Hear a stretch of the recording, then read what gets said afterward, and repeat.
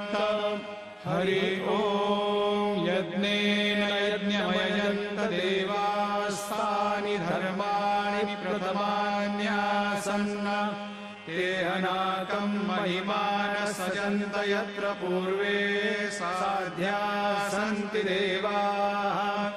ॐ राजाधिराजाय प्रसय्यसायिने नमो वयं वै श्रवणाय कुर्महे समे कामान् कामकामाय मह्यं कामेश्वरो वै श्रवणो दधातु कुबेराय वै श्रवणाय महाराजाय नमः।